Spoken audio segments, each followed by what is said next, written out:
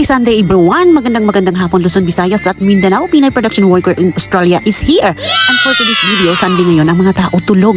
Kaya naman kinalampag ko itong ampon ko na to kasi alam kong pagdating sa galaan, ito ay napakabilis. Tahimik ng mundo kasi tulog nga sila guys, so nabuboring ako. Kaya naman pinangalampag na yung mga housemate at nagkaasundo na manggala at kumain sa labas. At makikita nyo, ang ampon ko na to ay siya po ang stylish ko. Siya po yung marunong magdala ng damit at siya po yung marunong tumingin kung ano ba yung nararapat na isuot. Alam nyo, wala akong kaalam-alam sa mga style ng damit guys. Kung mapapansin nyo nung dati kung ano-ano lang maisuot ko, okay na.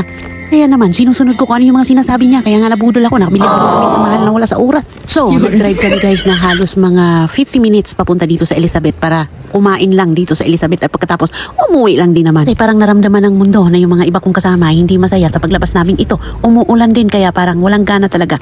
Kaya naman pagkatapos namin kumain ay umuwi na lang kami sa bahay. So back to normal ang dating gawain. Nagmumukmok sa mga kwarto. So ganyan ang buhay dito sa Australia guys. Kaya yung mga asawa dyan sa Pilipinas na laging nagsiselo sa kanilang mga asawa, kung alam nyo lang na ang buhay dito sa Australia ay mapapanis ang laway mo, wala kang kausap kung wala kang kasama dito, pupunta ka sa mall, wala naman masyadong tao. Kaya naman pagbibigyan nyo naman yung mga partner ninyo na nandito sa Australia, wag nyong higpitan, wag nyong hawakan ang liig para hindi mababaliw yan dito. Huwag kayo panay selo-selo sa mga asawa ninyo dahil ang asawa nyo kung luko-luko yan, maglukot talaga yan.